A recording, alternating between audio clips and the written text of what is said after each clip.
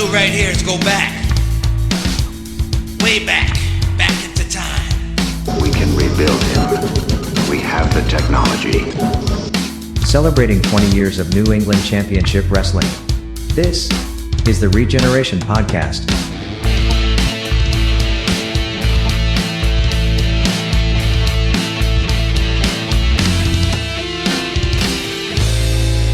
And now, here are your hosts, Sheldon Goldberg, Joe Matarazzo, and Kevin Castro.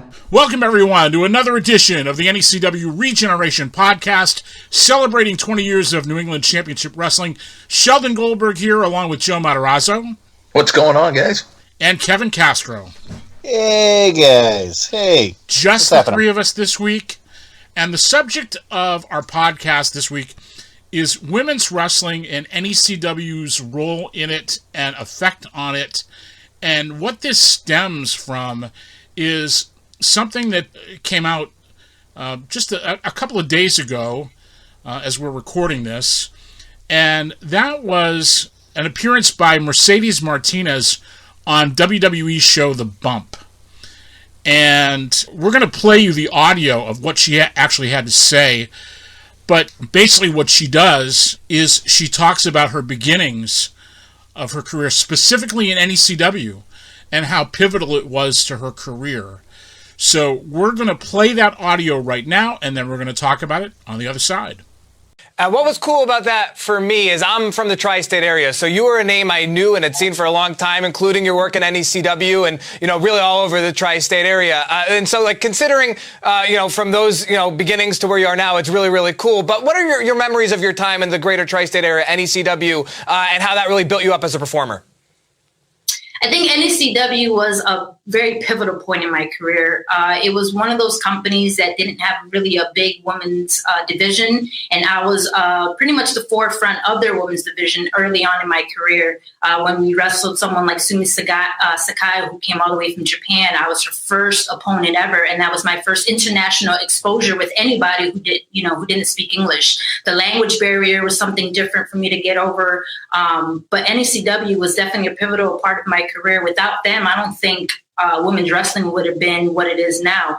People forget, in the indies, there's not a lot of women's wrestling. You always have to do the intergender matches, and there was never really a women's company. And I think NECW was one of the first who prove that you can have women's wrestling at the forefront. It's just, I think in my stature and in my part of my career, I wanted to prove athleticism over anything and prove my talents. And NECW was one of those companies that really wanted to put that on display early on in my career, before Shimmer and before Shine and all these other companies that I worked for. They were one of the first ones to ever do it.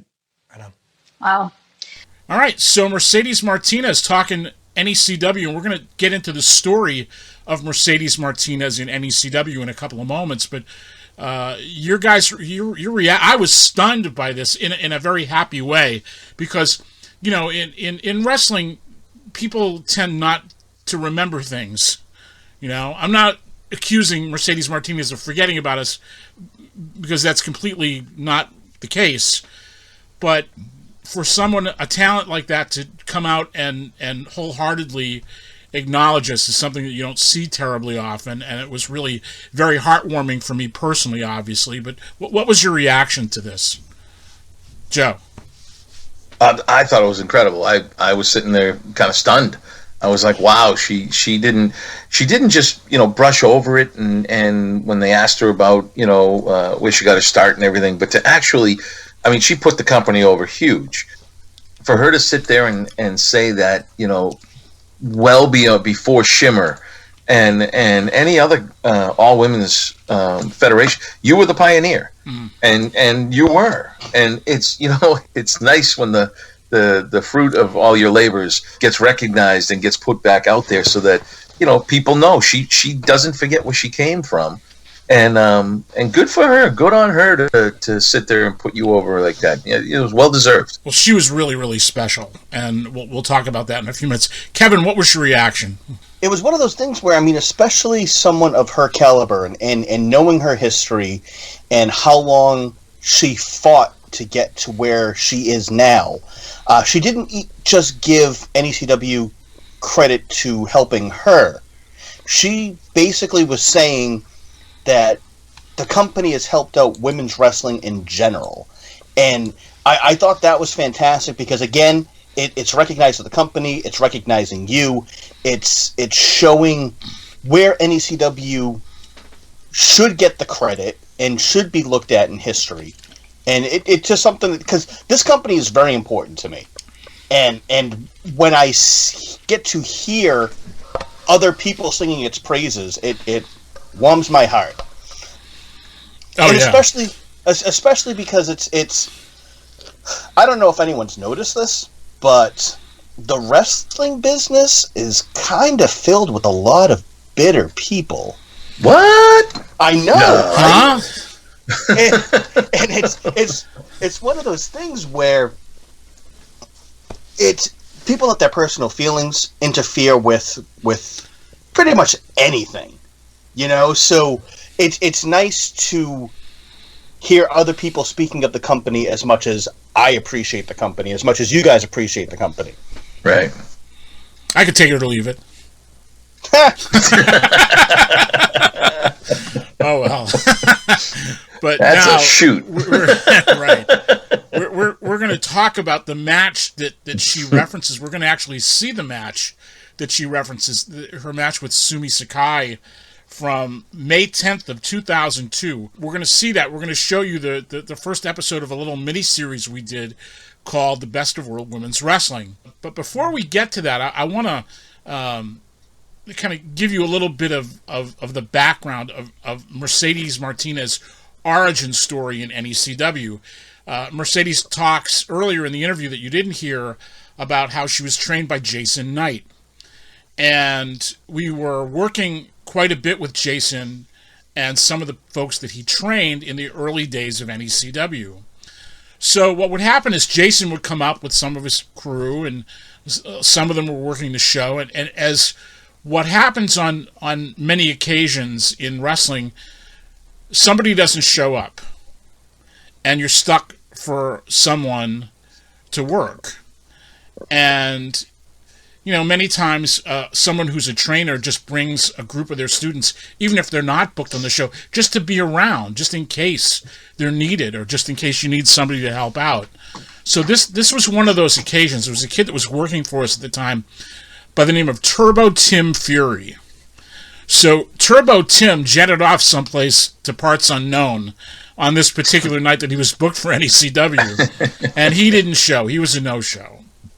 So we were stuck for an opponent for somebody, and Mercedes happened to be at the show along with Jason, and we did not have any women's matches at this point in time.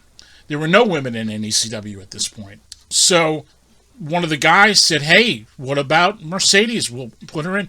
And Purdy Curdy. Yeah. So it was Mercedes Martinez versus Kurt Adonis. And it was an interesting situation because what happened was as soon as she came out of the curtain, you could feel like the crackle of electricity in the crowd. Because, first of all, they hadn't seen a woman in NECW, so that was a surprise. And the fact that a man was going to wrestle a woman, even bigger surprise. And the fact that that woman was Mercedes Martinez, and even though she was a rookie at the time, she was very good and very athletic and had a real presence about her. So that's how the women's division of NECW was born, with one person. One person who lit the place up. And it's funny, the following month we had a show up in Vermont, at Vermont Technical College. This was, I forget the name of the town, but Vermont Technical College. I want to say it was Brattleboro. I might be mistaken on that one. But anyway, so we had a sold show up there. And we did a rematch of Kurt Adonis and Mercedes Martinez, only this time Mercedes Martinez was managed by Joel Gertner. And this time the result was different. This time the result was Mercedes Martinez gets the victory over Kurt. Kurt did not like the idea that he had to lose to Mercedes Martinez. That did not go down so smoothly, but Kurt was a champ about it and was a good sport about it. But that was the beginning of the women's division in NECW, and let me tell you, Mercedes Martinez was as good as anybody else on our roster. I mean, anybody else. A fact that was not always appreciated by the booker later on, Bob Evans. Bob Evans hated Mercedes Martinez. Absolutely hated her with a purple passion. And hated women's wrestling, hated the idea that we wanted to do women's wrestling. In fact, he wouldn't book any women's matches. I had to book the women's matches myself. Wow. But she was terrific. And we started to add women. And this match that you're going to see coming up, Mercedes Martinez versus Sumie Sakai for the NECW JD North American Women's Championship. This was an interesting deal. There's a story behind this as well. I think I'll probably tell the story on the other side of watching this episode of the Best of World Women's Wrestling. But this was a big deal. It was presented to our fans as a big deal. There are a lot of cameo appearances in this. The future mayor of Weymouth, Massachusetts, then State Senator Bob Hedlund, the commissioner of New England Championship Wrestling at the time, makes a cameo appearance. The referee is Sean O'Reilly of the famous O'Reilly Brothers Tag Team. Melissa Coates makes a cameo appearance in here. Melissa, unfortunately, just lost a leg to an autoimmune disease, unfortunately. That's right. But she makes a cameo appearance in here. And WWE Japanese language announcer Shun Yamaguchi makes a cameo appearance in this.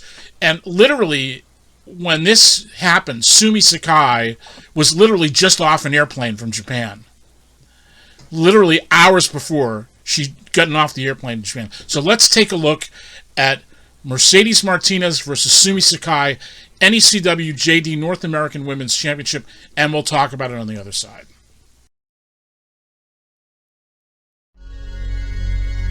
On this debut edition, the match that inspired the creation of World Women's Wrestling. It was May 10th, 2002, almost 4 years before the launch of the World Women's Wrestling brand. A match took place in New England Championship Wrestling between Japanese star Sumie Sakai and an upstart talent just coming into her own, Mercedes Martinez. It was billed as a match for the NECW JD North American Women's Championship, a title co-sanctioned by New England Championship Wrestling and the JD promotion in Japan. For Sakai, it was her first match in America. 皆さんこんばんは、日本からやってきた坂井すみえです。私はアメリカでプロレスをするのがずっと夢だったので、今日は NECW で試合ができるのがすごく嬉しいです。メルセデス・マルティネス選手と戦うんですけど、絶対勝ちます。アメリカの皆さん応援してください。よろしくお願いします。She just said she's really happy to be in the United States because this was her dream to wrestle in the United States, and she's really happy to be part of NECW tonight and wrestling against Mercedes Martinez. It's been her dream come true, and she hopes the American fans would really enjoy her match tonight. See, tonight is a special night for me, Mercedes Martinez. Why? Because I have one of the top female wrestlers from Japan coming down. Sumie, it is a privilege for me to be wrestling you tonight. I am one of the top wrestlers here in NECW, and tonight is special. See, there's a woman's title on the line tonight, and I'm not going to take you lightly, and you shouldn't take me for lightly. See, I'm not much on words, but the only thing I can say is I'm going to let my actions speak in the ring. When we come back, the match that inspired the creation of World Women's Wrestling.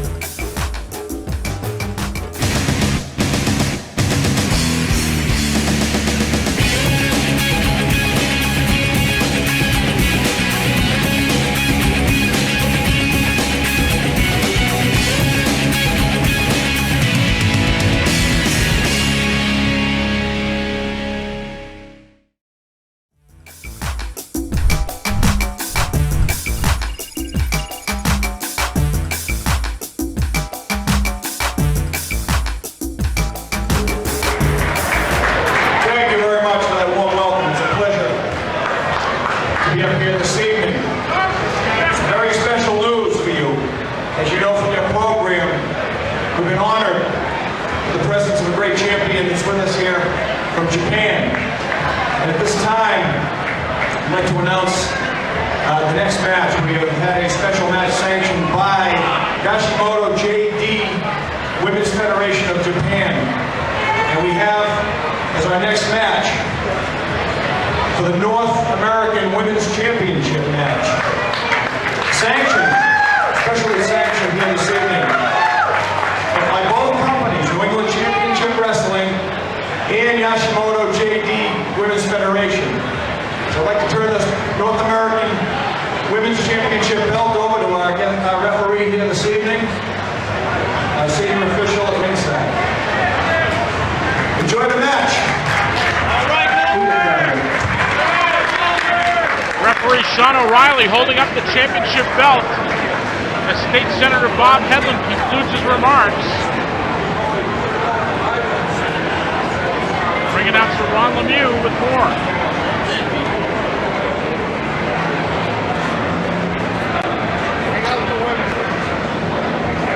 Ladies and gentlemen, as the Bishop Hedlund said, this next bout is a special international event for the NECW North American Women's Championship.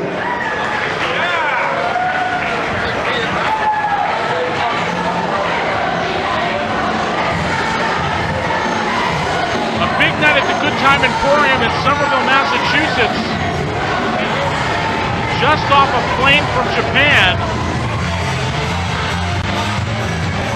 Sumie Sakai getting set to make her American debut.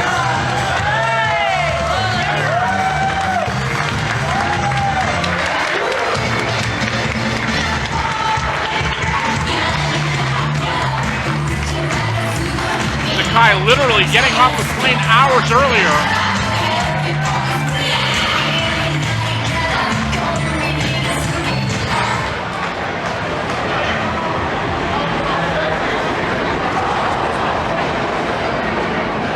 Photographers at ringside capturing this special moment. The match that inspired the creation of World Women's Wrestling.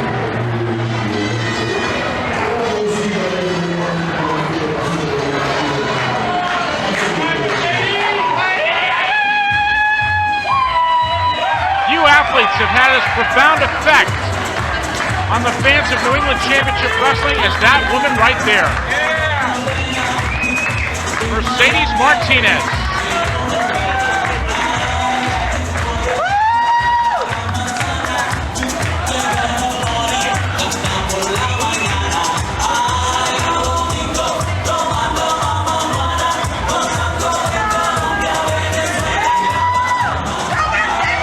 Now calling herself the Latina Sensation and living up to that moniker. Ladies and gentlemen, before I introduce this match, we have a special guest in the audience we'd like to bring out here. She's a former world bodybuilding champion and one of the strongest women in the world. Ladies and gentlemen, give it up for Melissa Coates. World bodybuilding champion Melissa Coates being introduced.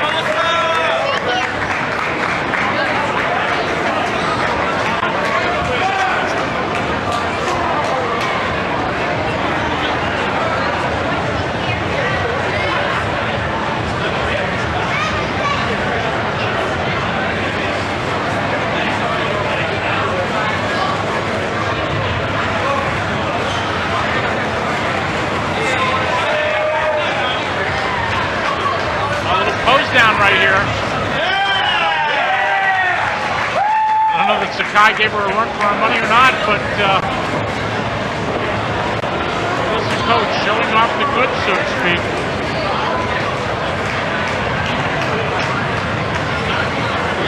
As we get set for this matchup. Ladies and gentlemen, this match is 1-4 with a 30-minute time limit. It is for the NECW North American Women's Championship. Introducing first in points to the left. Weighing 160 pounds from Woodbury, Connecticut, Mercedes Martinez!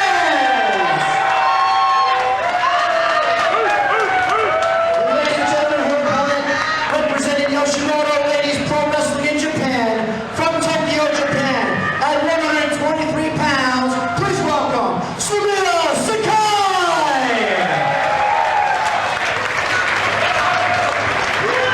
Sakai getting set for action. NECW, JT, Yoshimoto Pro Wrestling, North American Women's Championship on the line, and there's the bell.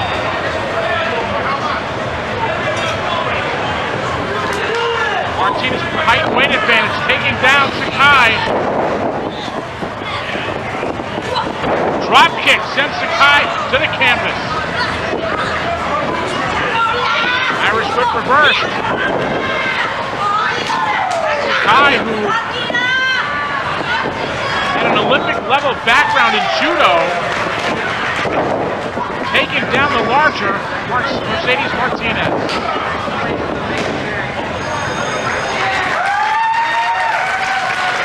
Fans in appreciation of the athleticism of both of these women.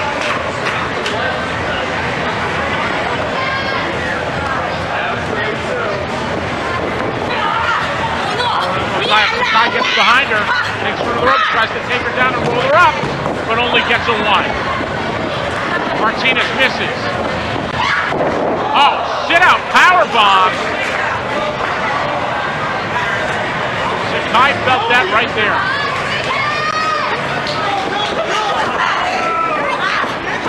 Martinez going to the boots. Martinez brings her out the hard way. Cover right here, and only two. Very close right there. Referee Sean O'Reilly, a great veteran of the squared circle himself, one half of the legendary O'Reilly brothers. Martinez misses right there. Sakai gets around her. Upstairs now, Martinez has her up, but Sakai manages a head scissors and takes her down, getting a 2 count in the process. Action fast and furious here. Sakai brings her out with a monkey flip. Martinez dazed. Oh, spine buster right there. Martinez with a cover, and only two.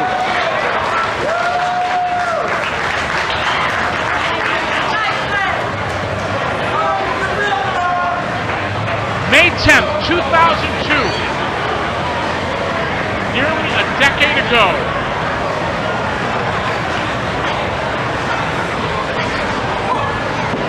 Martinez sets her up.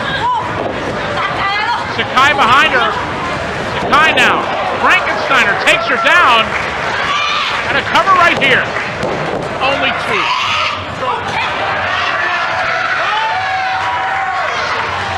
Sakai rather vocal in the ring. Sakai all the way up top. Missile drop kick, right on the money.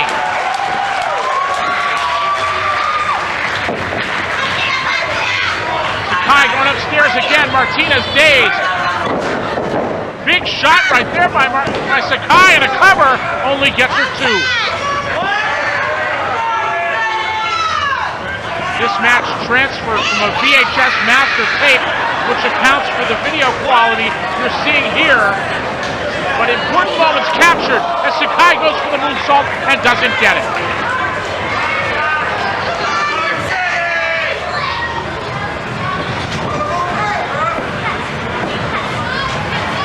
Martinez recovers. Grabs Sakai, has her upstairs. Drops her down, and a cover. 2.5. A close near fall for Mercedes Martinez.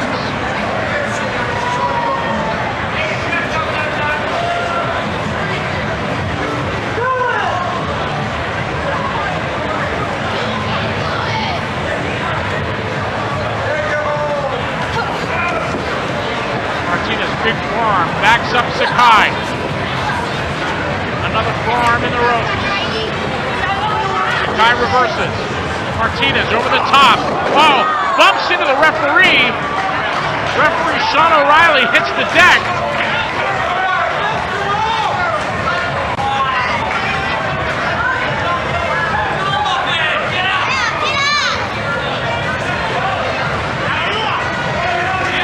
Sakai just kind of waiting here. Wait a minute. Melissa Coates at ringside.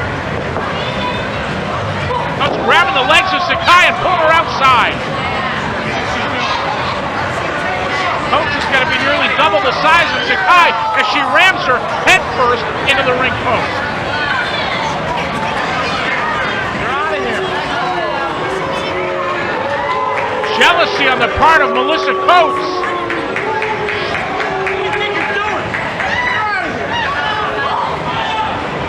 Coates has her up. Slams her into that ring post. Right in the small of the back.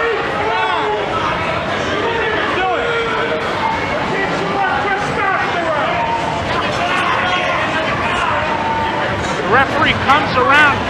Coates makes a retreat.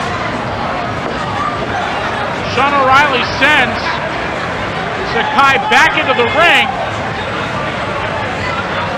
And now Martinez. Belly to back suplex. Sakai is out of it. Here's the cover. And that's going to do it. A tainted victory. But a victory nonetheless. Let's get the official word. Ladies and gentlemen, our winner and new NECW North American Women's Champion, Mercedes Martinez.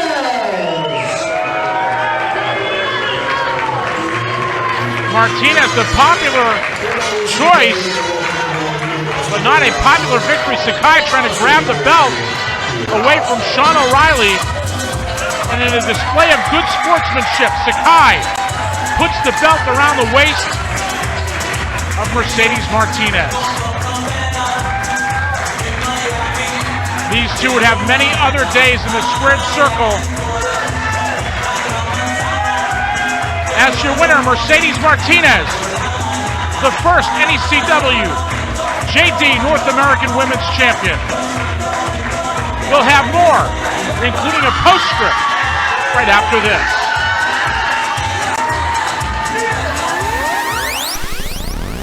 NECW Sonic Boom, the official audio podcast, hosted by Al Bassler and Chris Norman. NECW Sonic Boom features all the latest NECW news, match results, exclusive interviews, and analysis. NECW Sonic Boom, available online at necwwrestling.com.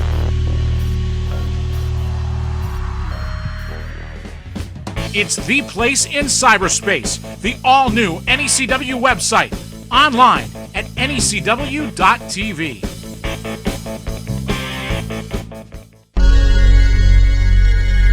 The Sakai Martinez title match was covered in Japan's weekly wrestling magazine, Gone. Sakai continued to tour the East Coast in the ensuing months until a rematch took place on June 21st, when Sakai captured the title and took it back to Japan. By the next year, Sakai moved to the United States permanently. She now wrestles occasionally and studies and competes in mixed martial arts.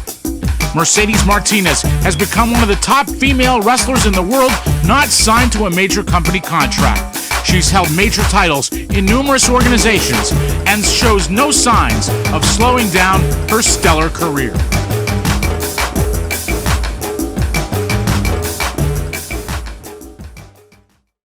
All right, let's get your impressions, starting with Kevin this time.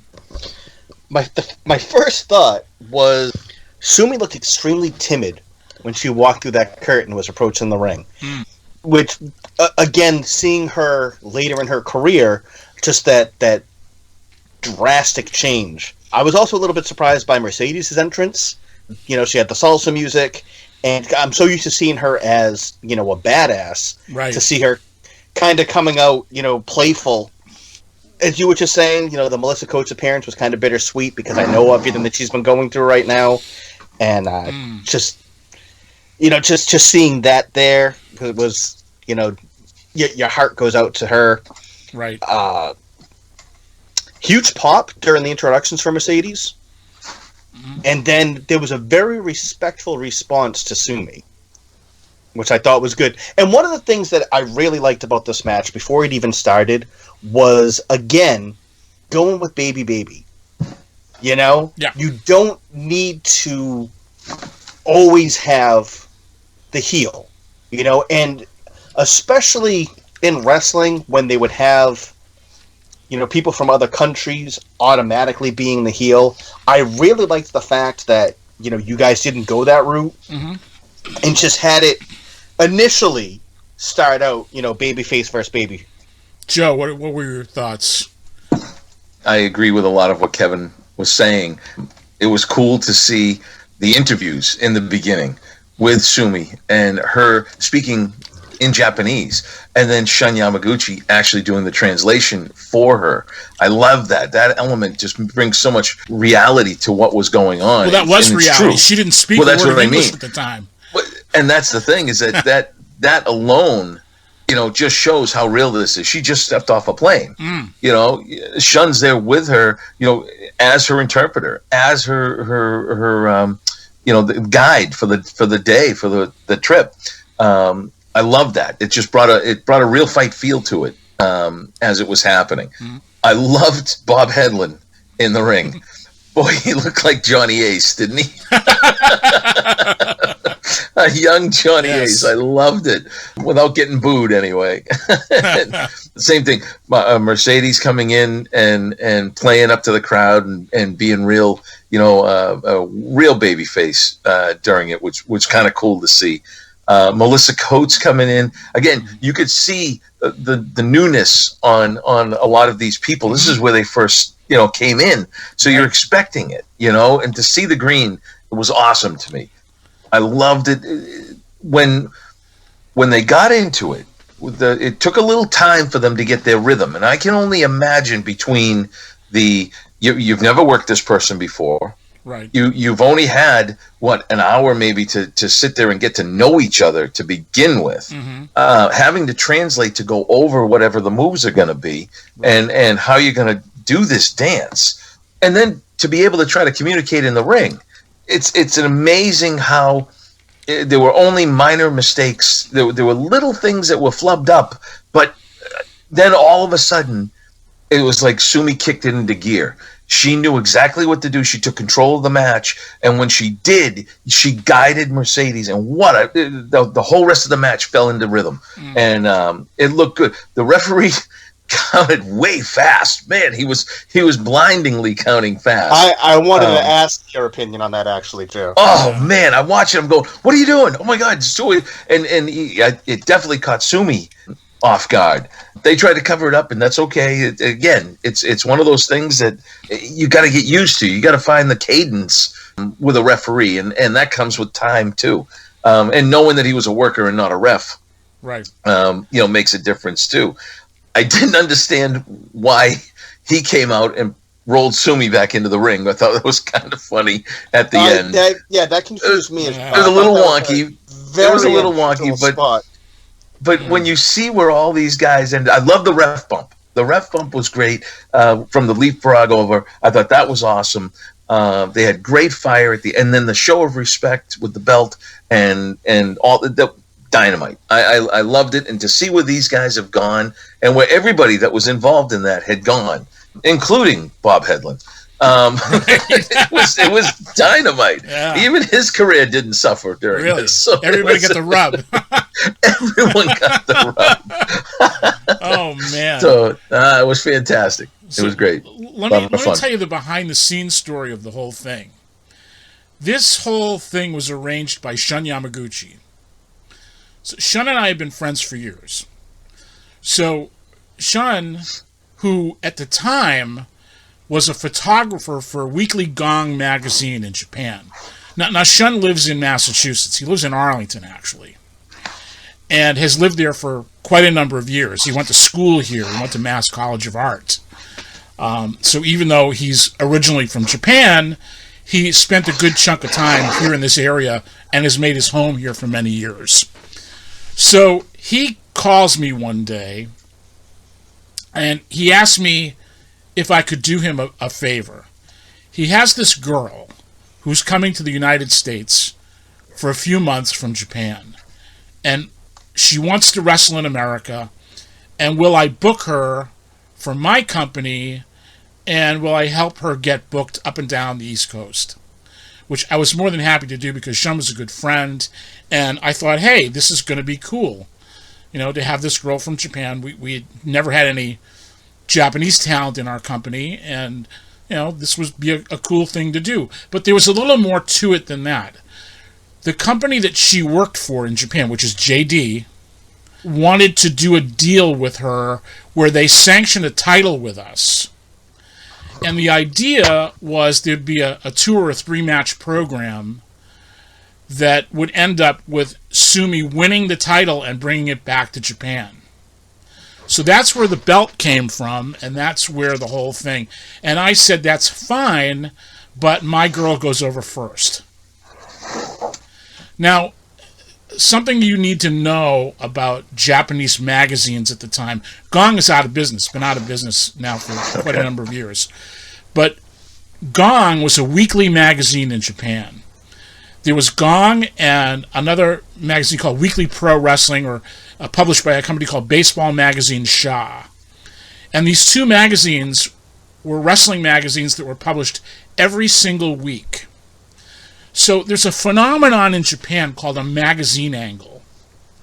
And basically what that means is some of the smaller companies that don't have television would actually do programs that played out in the magazine, and stories and angles, so that the fans who consume the magazines weekly could be able to follow it. So the idea of Sumie Sakai comes to America was essentially a magazine angle. So they showed her at NECW, they showed her training with Killer Kowalski, they showed her at, I brought her to different shows up and down the East Coast. They showed her, we'd all travel together. Shun, Sumie, and myself would travel together, and Shun would take pictures, and they'd go back to the magazine, and they'd be in the magazine in Japan. So this was the whole genesis of what we were doing with this. This was all basically something that Sumie had legitimately wanted to wrestle in the United States. She eventually, of course, moved to the United States, got married, and lives here now full time. But her dream was to move to America, to become, an American citizen, and to work and wrestle in the United States. And this was literally her dream coming true. So all this had an overtone of reality to it, and we were just fortunate enough to be the ones that benefited from having this situation come to pass. So that's the background of it. The match is a little bit wonky, there are some rough edges in it, but if you were a fan of NECW and you're sitting there and you're seeing these photographers around the ring, and Bob Hedlund is standing there with this belt in his hand. By the way, that belt is made of resin. It's not even metal. Really? Yeah, they JD made that belt. It was like they got it from like a prop place. So it was funny, I don't know what happened to that belt, if Sumie still has it or whatever, but I never saw it again after this particular run. But yeah, that was actually made of resin. I thought that was pretty funny, but this was really, truly the inspiration for us eventually doing World Women's Wrestling and running all women's shows.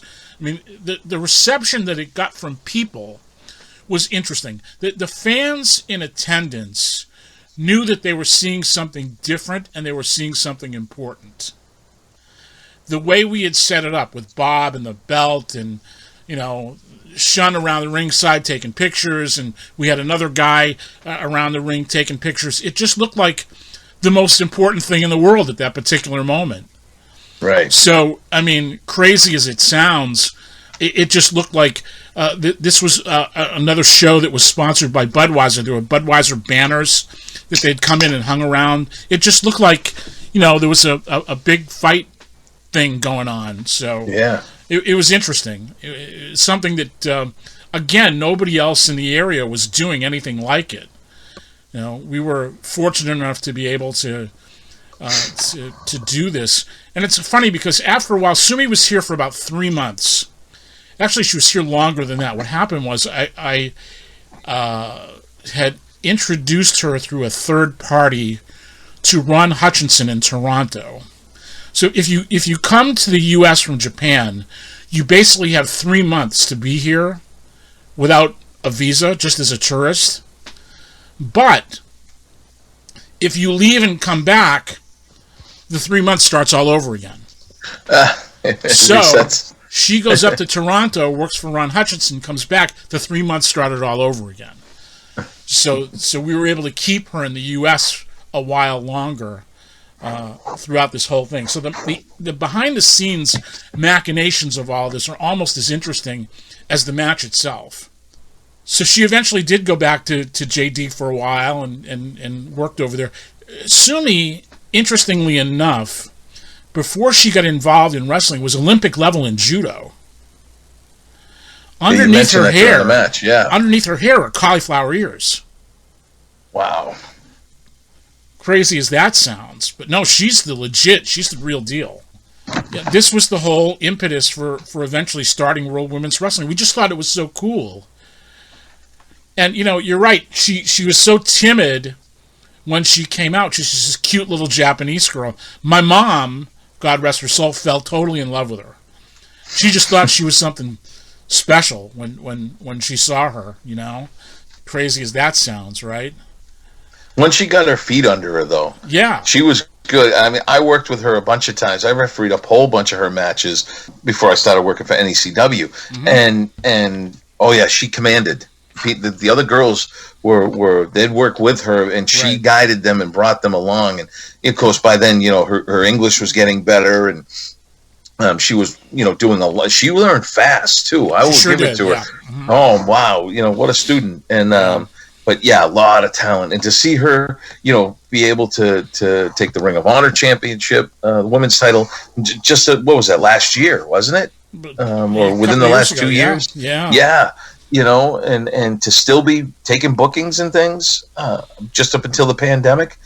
Good for her. And she's doing mixed martial arts too, isn't she? She did MMA for a while, but she just renewed her contract with Ring of Honor. Oh, good for her. Yeah. I mean, her story is amazing. I mean, think about it. She's coming to a country where she doesn't know anybody. Well, she knew Shun. Yep. She lived with his family for a little bit while she was getting set up here. But, I mean, it's one thing to, go to another state or whatever, but to go to another country, especially a country where you don't speak the language, to have this dream to wrestle in America and to uproot your life and come to a foreign country where you don't speak the language and to make it, and not only to make it, but eventually become a major company's world champion. Right. I mean, that's a hell of a story. Sure. And Mercedes Martinez is a story unto herself. She's a girl who really worked hard, overcame a lot of adversity, injuries, overcame perception. She, we used to tell her, I said, you got to soften your look. You got to, back at that point in time, the women's wrestling equaled divas.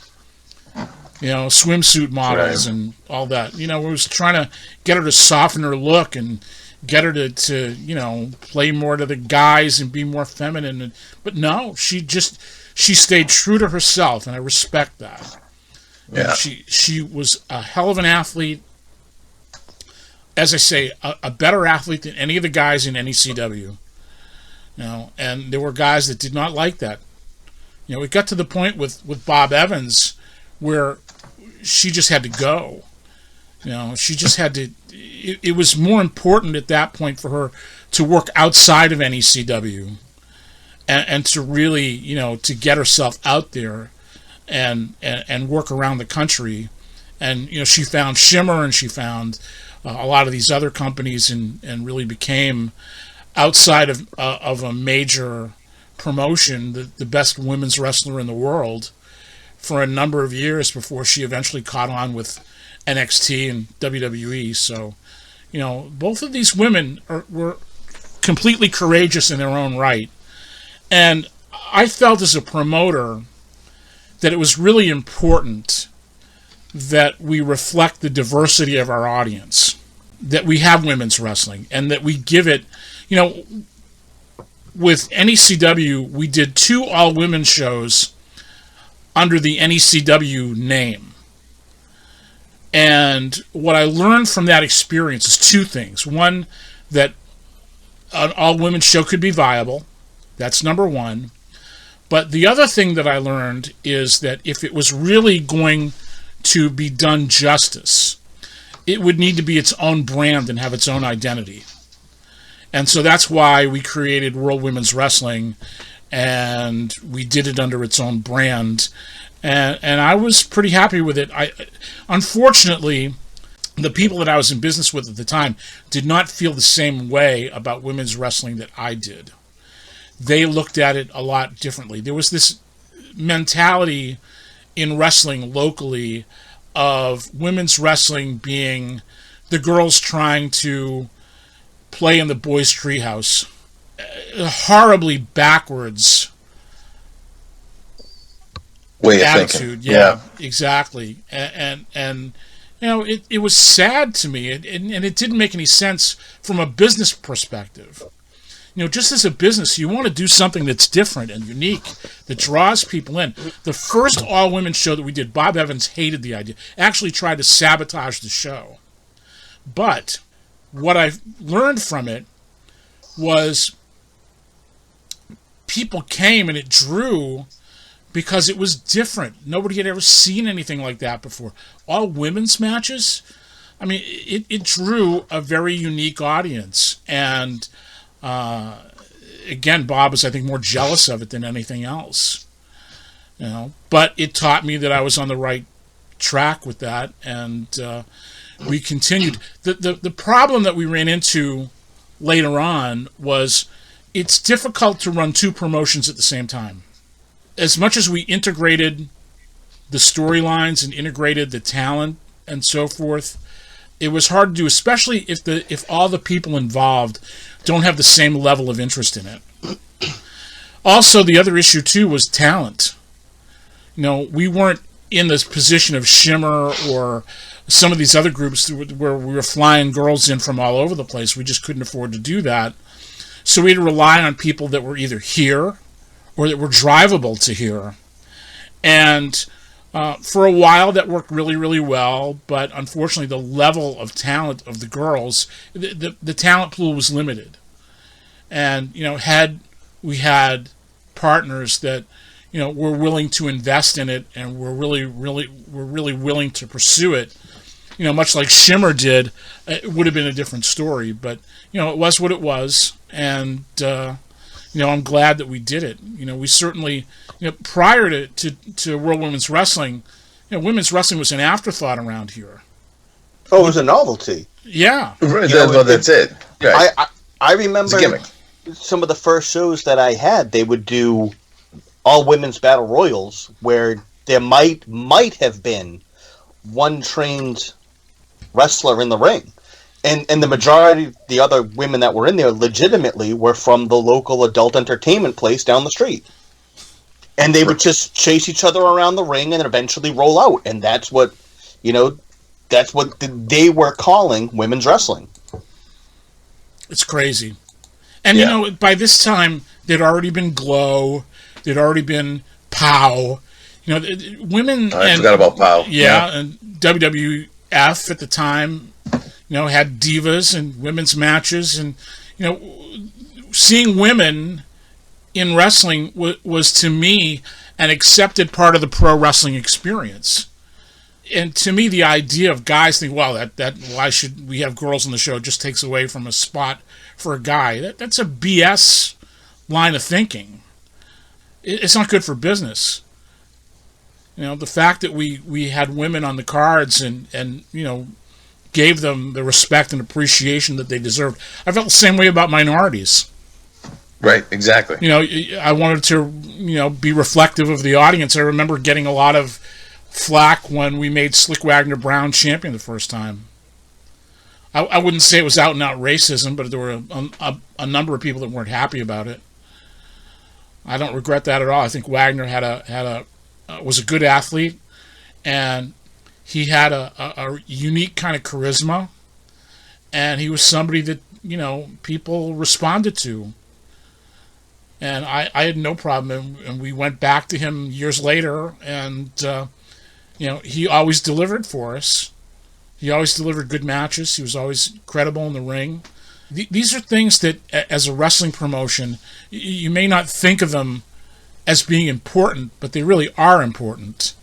To be reflective of society, to present a product that is diverse and that reflects the audience to some degree, I think it's important to do.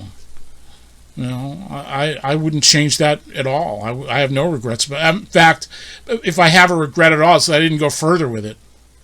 And it's just crazy to think too that some of the views that have changed in 20 years on those, that it's borderline disgusting that people would even have issue with it. With either. Crazy. Right. It's crazy, Now, I remember years ago there were people who, looked at women's wrestling as a fetish thing. That's right. There used to be a guy who would write to me all the time who would ask me if he could get, used women's gear. I mean, God knows what he wanted to do with it, and I don't want to think about what he wanted to do with it. But, I mean, that he would, can I get pictures of them in these poses? And, the whole thing of women's doing custom matches.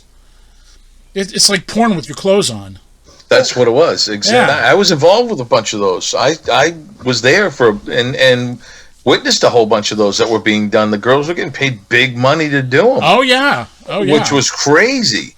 And that's where it was then. Yeah. Which is crazy to even think about. There's still that still goes on today. Sure. Well, remember the old magazines that have the apartment wrestling on. Right. You know what I mean? That was that was front page. Look how far we've come in 30 years. Absolutely. But the sad thing is we still have a long ways to go. I mean, it's the women need to get credit for not only what they do inside the ring, but how they handle themselves outside of the ring. Because some of the treatment that they've got from workers, promoters, from fans, just imagine if you could look at some of their inboxes with some of the horrific and creepy messages they must get. Oh my God! Yeah, it's terrifying. You've got to wonder why they would stick around if they didn't love what they were doing. So it just shows the dedication that they have, because they had to put up with so much. It's a whole different type of toughness. Oh, it is. To have to. I mean, you have to suck it up, and you just got to go ahead with it. And man, I don't know. It's just crazy to even believe that it wasn't that long ago we had to deal with this. No. I mean, the bra and panties matches. That's what it was reduced to. You know what I mean? That was women's wrestling. Pillow fights. And stuff like that. And these girls, I look at like a girl like Ivory, who was on Glow. This was she was a legitimate wrestler. Yeah, she was an athlete and a half. That girl could go. And she knew what she could do. Right. And she still went ahead. Not only that, but she had to deal with all the other issues with being a gay woman to begin with. Right. So there was so many things she dealt with at the same time. She just ate it and kept going, and that was it. And man, the strength that she had, like Kevin said, that's unbelievable. How much love do you have to have for a business to put aside everything that you stand for, think about, just to get a paycheck and get through, and then go? Oh, man, tough. And back in the day, it wasn't much of a paycheck. No, it wasn't. Yeah. I mean, think about it. Jeez. I just hope that people look back at what we did with the same kind of appreciation that Mercedes Martinez showed in her interview on The Bump. I think what we did was important. I don't think it's as widely recognized as I think it ought to be. I think that in the future, as we come back from this pandemic, you're going to see a renewed focus on a lot of these things. And I'm looking forward to that because it's a challenge, and I'm looking forward to that challenge. I think that wrestling today is a lot better off in view of this Me Too movement and so forth. I think it's healthy for wrestling to get rid of some of this stuff. Definitely. To get rid of some of this baggage that holds it back. At the end of the day, it's a business. And to not be afraid to draw attention to the behavior. That it's not acceptable. Right. And for far too long, everyone would just sort of, I shouldn't say everyone, but a lot of people would turn the blind eye to it or make excuses for it. I want to talk about a situation that we had a number of years ago. And I'm not going to name names in this because I don't want to embarrass the people that were involved in it. But we had a situation where there was someone who worked for us who was essentially being stalked by somebody who was also working with us at the time. It was kind of a sad situation because the person doing the stalking, I don't think meant any harm. It was just a person that would have these feelings for someone and did not have the social graces to be able to express them properly or to compartmentalize it and just put it aside. And this individual who was stalked, the woman in question, had to get a restraining order. Wow. The guy actually had a mental breakdown at one of our shows and had to be taken to a hospital. And it was a sad situation. I felt bad for the girl, and I felt bad for the guy, and the guy wanted me to kind of try to mitigate the situation, which I couldn't do because my first obligation as a promoter is the health and the safety of all the people in our employ. So if this guy has a problem and he needs help, he needs to go get the help. Keeping him around is not an option because that infringes on the health and safety of the object of his misplaced affection. And it was a sad thing for me. I felt really bad because this individual, this guy, was a friend of mine. But again, my first obligation is for the health and safety of the people in our employ, and I just couldn't let this girl down, And it wasn't the first time that she'd, had somebody creeping her out. I would say, listen, what do we need to do? Do we need to walk you to your car? Do we need to what do we need to do? I'll do whatever needs to be done to make sure that you are protected. And, I felt very badly about that. But again, that's my obligation as a promoter to be, to look out for the people that work for us. Difficult situation. People don't think about that, but it's true. It comes with the territory of being in charge of a business like this. I'm sure you guys have seen situations where, people got inappropriate with other people. It happens in wrestling a lot, and it shouldn't, but it has and it does. And, it's something, I'm here to run a business. I'm not here to get a date. I'm not here to, that part of my life is something altogether different. So I'm sure you guys have your thoughts on that too. From a booking standpoint, there were times when I would reach out to people to try to, see if they were available. Right. I would book them for shows, and every once in a while there would be like a comment of, well, what else do I need to do for the booking? Or, there was one point where I asked someone if they were available. They said yes. I said, perfect. Here's the date. I'll see you then. And the response back I got was, oh, that's it? Which made me wonder, like, what are some of these other people doing? Asking for, right. You know what I mean? It's and for them to not so much accept it, but be surprised that they're not being asked. It just makes you wonder, how many people abuse whatever so-called power they may have, because I don't know if people know this, but being an independent promoter, booker, or whatever doesn't really carry that much weight anywhere else. But no, not exactly high up on the food chain of. No, but it's people are still going to take advantage of the situations.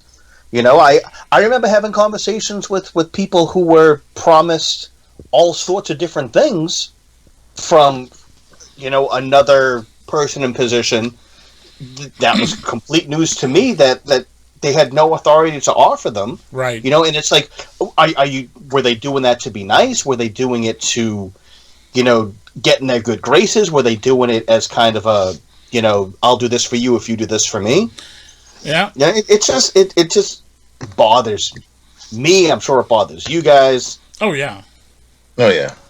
Yeah. As someone who has sisters and a daughter, and we can all relate to having sisters and daughters. So right. It's one of those things that, you treat them the way you want your sister or your daughter treated. And exactly. if someone ever treated my daughter or my sister like that, there'd be bigger problems than what was going to happen before. Amen. So, well, that's a good. It's just a respect thing. It's just respect. Yeah, that's what it comes down to. Exactly. And you know what? You legitimized the women's wrestling in the area, and that was the thing. I hope so. They were women's. Well, it's obvious. I mean, you got somebody. How long ago was Mercedes there? That was 2002. What was the date on that? 18 years 2002. ago. So let's go 18 years ago. So for 18 years ago, her to just be talking about this on the bump, and explaining this now, clearly it made a difference in her career. Yeah. And I'm sure she's not alone. Yeah, I would like to think that we had a positive effect on a lot of people's careers. Look at Nikki Rocks. Exactly. No one got a bigger push in New England wrestling than Nikki Rocks did. She was in every newspaper, every we had those girls on Maddie in the Morning. I mean, who got that? Right. That never happened. Yep. WWE didn't get that. Yeah. I mean, it's crazy. Alexis. Yeah. Her right now, Alicia Edwards. I mean, look at how far you pushed her to the moon, and look where she is now on Impact Wrestling. Right over there. Belmont. Look at Mistress Belmont. Yeah. Same thing. Put her on the map, gave her a place to do her thing and hone her craft, and man. But there's some aerials, so many people. The thing to keep in mind too is, unfortunately, for every Mercedes Martinez, for every one person like that who, 18 years later is looking back basically saying, thank you, you gave me this opportunity and you changed everything. There are 6 people who were given opportunities who, the company did a lot for, that does not get the appreciation, does not get the recognition, they just, it doesn't matter to them. It was a means to an end to further themselves. And that's what bothers me too, because everyone's got a beginning. At least show respect towards that. Right. That comes with the territory, though. Unfortunately, that's the flip side of all of this. Yeah, because I don't know if you guys heard. What's that? I don't know if you guys are aware of this, but apparently there's a lot of bitter people in the wrestling business. Really? No. What? Really? News to me. It's amazing. Yeah. I just don't see it. Nikki Rocks was that way, totally ungrateful for what was done for her. I mean, it was a sad deal because we put so much. It was funny when we started World Women's Wrestling, we decided to push her at the forefront. Mercedes at the time, I don't know if she had moved to Florida or was about to move to Florida, but she was wrestling in a lot of different places. She did a lot of stuff for Alpha. Shimmer was running by this time. She had done a lot of stuff for Shimmer. She was working in a lot of different places. It got to the point with her where she had outgrown us. It was time for her to go other places and to really expand to other things. And we decided to put our focus behind Nikki Rocks because we felt she was the most marketable person on that roster and maybe the best athlete and the most accomplished. The first program that we did was Nikki Rocks versus Ariel. But what it should have been was Nikki Rocks versus Mercedes Martinez. With Martinez being the heel in the situation, this should have been mine. I was here first, blah, blah, blah. Who are you to come in and steal my thunder, et cetera, et cetera. But Mercedes at that point was working a lot of other places and just wasn't as available to us. Although she did do a couple of Triple W dates that were good, but it was Nikki Rocks versus Ariel, which was a great program. They had a tremendous chemistry with each other, but that's a what if. I think if it had been Nikki Rocks versus Mercedes Martinez, that would have been a tremendous program. That's on my list. Changed things around a little. Yeah, that would have been on my list of what ifs. It would have really up the athletic ante, so to speak. But no, we did a lot of interesting things. We actually shot a title change for Dave Prazak, IWA Mid-South, with Mercedes Martinez and Ariel, I believe.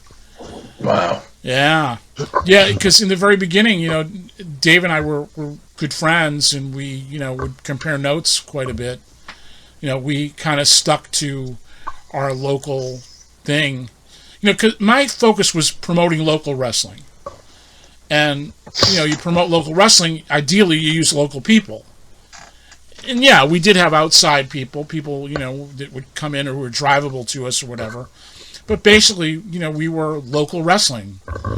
And that was our focus. And, unlike a Shimmer, which drew from all over the place, not just all over the country, but all over the world.